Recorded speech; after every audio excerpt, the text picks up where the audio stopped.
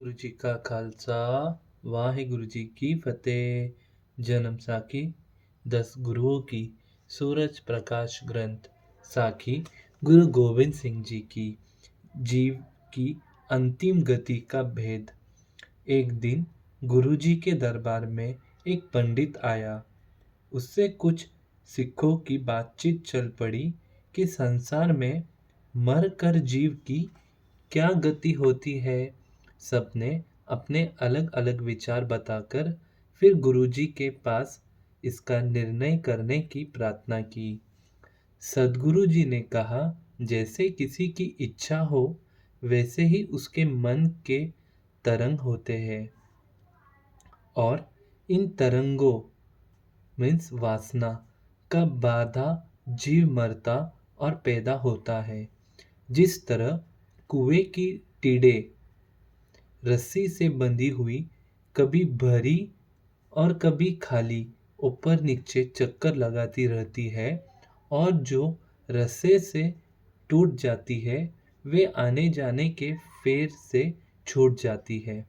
इसी तरह ही जीव आत्मा की गति है। जब तक यह वासना की रस्सी से बंधा रहता है तब तक यह ऊपर नीचे जन्म मरण के फेरे लगाता रहता है।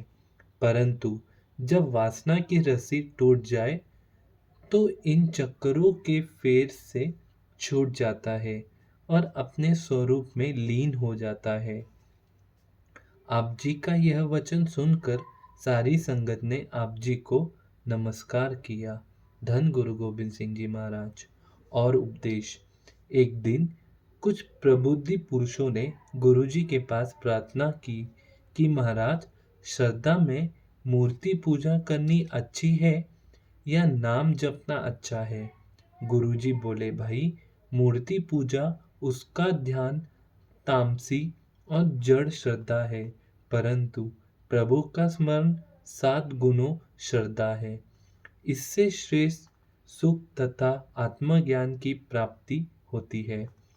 हे गुणीजनों, हमारा मत यह है कि पुरुष धन्य सहित होकर श्रद्धा से भजन करे और अच्छी रहनी रहे।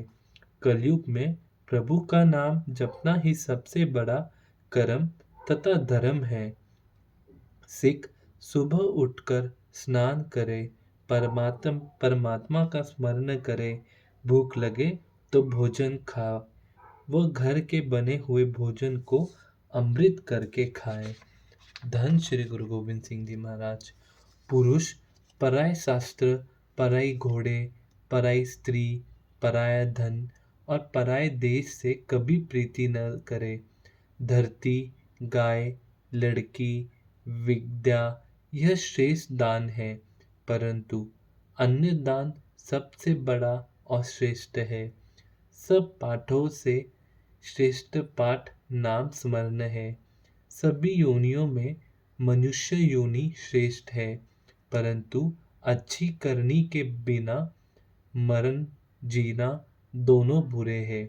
इसी तरह गुरुजी नित्य ही उपदेश देकर संगत में आए नए नए सिखों को अमृत चखाकर केश, कछेरा और शास्त्र धारण कराना और नाम स्मरण का उपदेश देकर तैयार सिंह सजा देते थे। धन श्री गुरु गोविंद सिंह जी महाराज। धन श्री गुरु गोविंद सिंह जी महाराज।